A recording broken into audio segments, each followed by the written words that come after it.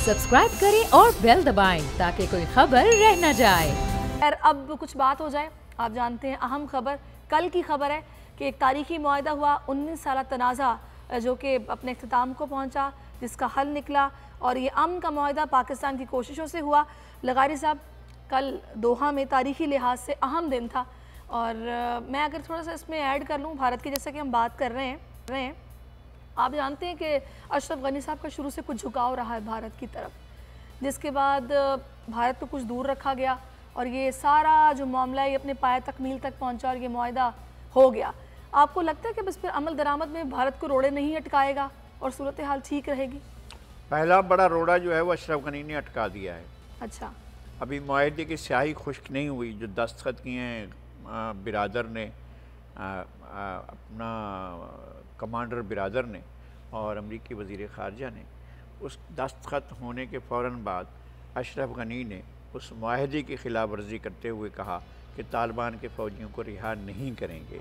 अब नहीं करेंगे मतलब ये है कि क्या तालिबान को आप कौन सा रास्ता बता रहे हैं ताकि तालिबान जो हैं वो उसको वायलेट करने की तरफ जाएँ, मुआहदे की ख़िलाफ़ वर्जी करने की तरफ, ताकि वो हथियार दोबारा उठाएँ और हुकूमत के साथ भिड़ जाएँ। ठीक है, अमरीकी फ़ौजी जा रहे हैं, लेकिन अशरफ गनी के साथ क्या करेंगे, तो बिल्कुल दूसरी बात है।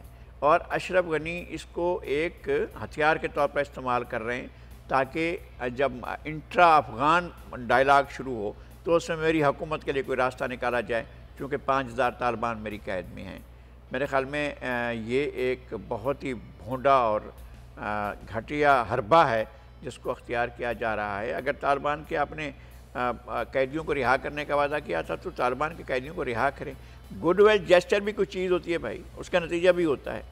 और अगर आप इस तरह से अड़ीबाजी करके चीज़ों को ठीक करना चाहते हैं तो चीज़ें इस तरह से ठीक नहीं होती हैं। तो फिर वो जो एक मार्च के अवाइल में मुज़ाकरात होने जा रहे हैं अफ़गान हुकूमत और तालिबान के दरमियान, तो आपको लगता है फिर कि उसमें इत्तफ़ाक़ राय के साथ मामलात हल हो जाएंगे अगर ये इनका वतीरा रहा? असल मसला यह है कि जो गारंटर्स हैं वो क्या करेंगे, अमेरिका ख़ुद उसका क्या किरदार होगा, जर्मनी का क्या किरदार होगा, बड़ी ताकतों का क्या किरदार होगा, वो किस तरह से सारी सूरत हाल को हैंडल करने के बारे में सोचते हैं। असल मसला ये है कि वो अपने अपने मफादात के दायरे में रहते हैं या अफ़गानिस्तान में अमन के दायरे में आते हैं, या वो अफ़गानों के लिए कोई ज़िंदगी की बेहतर सहूलतों के बारे में सोचते हैं, या अफ़गानों को उनका हक़ मिल्कियत देते हैं, इस बारे में सोचते हैं। ये तो बहरहाल बड़ी ताकतों पर इन्हसार है, या जिन्होंने ये कठपुतली बिठाए थे, जिनका नाम करज़ई था, जिनका नाम अशरफ गनी था, उन कठपुतलियों को बिठाने वालों के बारे में होगा। तालिबान अगर अपनी रिट साबित करते हैं, अगर जमहूरियत पर कायम रहते हैं, अगर वो जमहूरी तर्ज़ अमल अख्तियार करते हैं, अगर वो ख़वातीन को वही मौक़े देते हैं जो आज़ाद दुनिया के अंदर ख़वातीन को मौक़े मुयस्सर हैं, अगर वो उनको सिर्फ बच्चा पैदा करने की मशीनें नहीं समझते हैं, तो फिर उनको आगे आना होगा और अपना किरदार अदा करना होगा। अगर वो कदीम दौर में रहना चाहते हैं, पत्थर के दौर में रहना चाहते हैं, तो फिर उनको आगे आने का मौका नहीं मिलेगा। बहरहाल एक बहुत बड़ी चीज़ है जो आगे होने जा रही है। इस डायलाग के दौरान अशरफ गनी ज़्यादा से ज़्यादा मेरे ख़्याल में हमसे भी मशरिक़ की तरफ देखेंगे और दिल्ली की तरफ, लेकिन दिल्ली में आग लगी हुई है और अब ये आग दीगर दारुल हुकूमतों में भी फैलने वाली है। और जिस तरह से इस आग को फैलाया जा रहा है वो अशरफ गनी को कुछ नहीं मिलेगा उससे। बहरहाल ये फ़ैसला अफ़गानिस्तान के अवाम ने करना है क्योंकि वो कौन सा तर्ज़ ज़िंदगी पसंद करते हैं और किस तरह से रहना। तो लगारी साहब, ये जो पहला रोड़ा अटका दिया गया है, आपको क्या लगता है? क्योंकि भारत माजी में हमने देखा है कि अफ़गानिस्तान की सरजमीन पाकिस्तान के ख़िलाफ़ इस्तेमाल करता रहा है, तो किसी चीज़ को रोकने के लिए पाकिस्तान का किरदार क्या इस मुआहदे की हद तक ही था या फिर आगे पाकिस्तान को किरदार अदा करना होगा?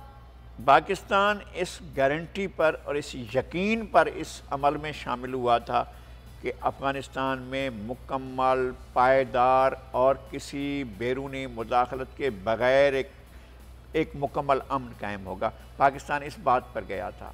पाकिस्तान ने अपनी देरीना उन मौक़िफ़ को भी नहीं दोहराया था कि जी हमारा इस इलाके में स्ट्रेटेजिक डेप्थ है, हमारी वहाँ पर तज़वीरी डेप्थ मौजूद है, हमारा इंटरेस्ट मौजूद है, हम उस पर ज़ोर नहीं देते। बुनियादी इंटरेस्ट जो है वो अफ़गान अवाम का है, अफ़गानिस्तान के शहरियों का है कि उनको ज़िंदगी, वो पिछले निस्फ़ सदी से तो डायरेक्ट आग और खून में है ना, उनको पहले वहाँ से तो निकालें, फिर उनके बारे में सोचें कि इनके ऊपर राज कौन करेगा और किस तरह से करेगा, उनकी मर्ज़ी पर छोड़ा जाए।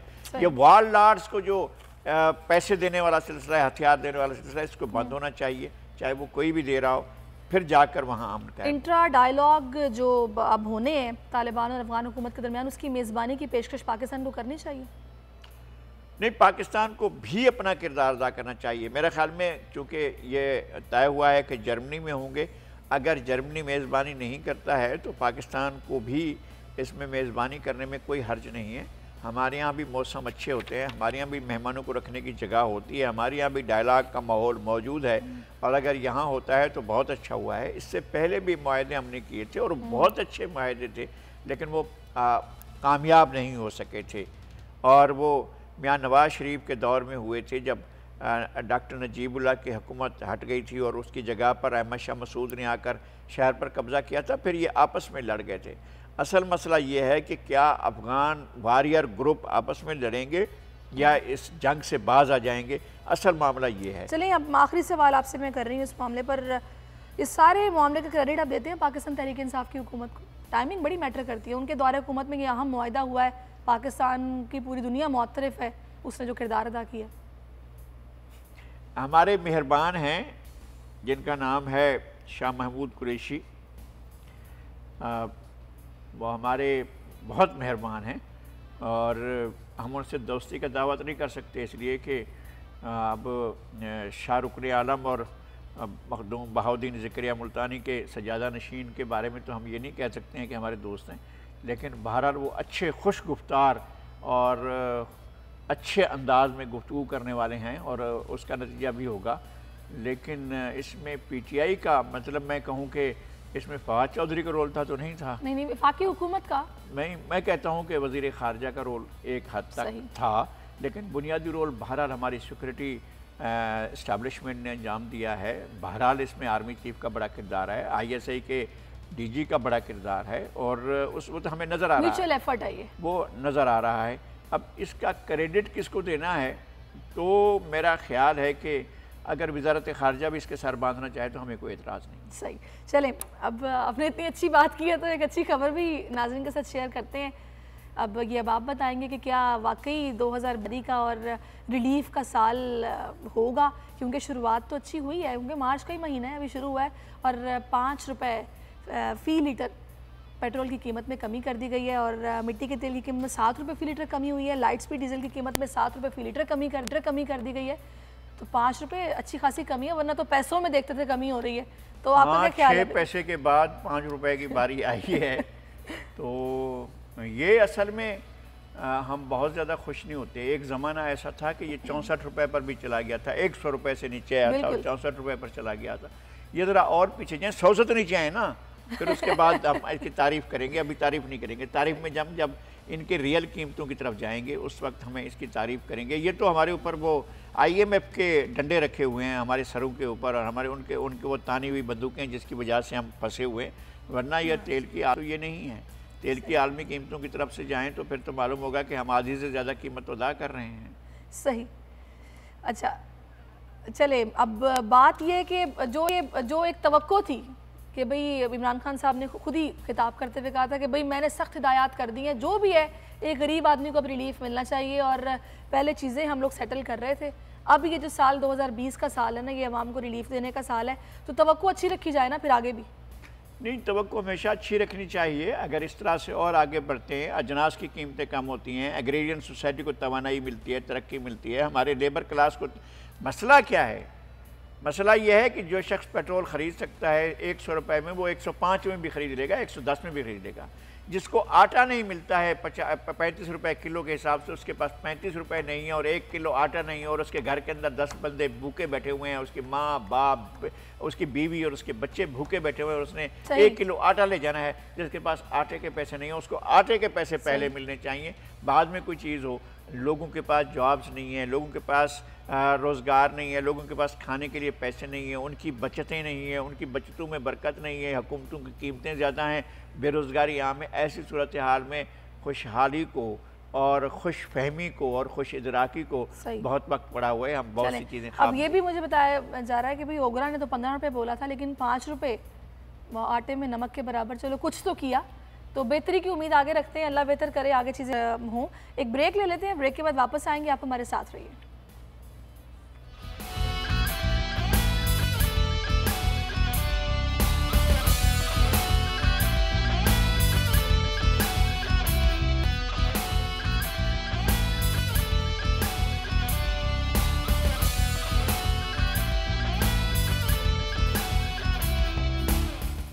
वेलकम बैक नाज़रीन। थोड़ी सी हम दिल्ली की बात करेंगे। भारत में दिल्ली में हालात काफ़ी कशीदा हैं और वहाँ पर जो दंगे हो रहे हैं, जो मुतासिब बलवाई हैं, उन्होंने भारतीय फ़ौज के मुस्लिम एहलकार तक का घर जलाकर राख कर दिया है। मुसलमानों के लिए हालात वहाँ पर काफ़ी तंग हैं और नकल मकानी करने तक पर मजबूर हो गए हैं मुसलमान।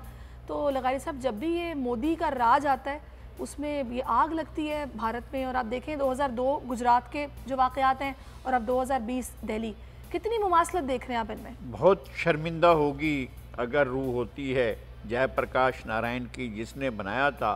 वो एक प्रोग्रेसिव आदमी था, लेकिन उसके पता नहीं था कि उसके काफ़िले में जो लोग शामिल हैं सारे के सारे वो तंग नज़र हैं, वो राष्ट्रीय सेवक संघ के लोग हैं और वो इसको इंडिया को तबाही की तरफ ले जाएंगे। इंडिया तेज़ी से तबाही की तरफ जा रहा है और टूटने की तरफ जा रहा है।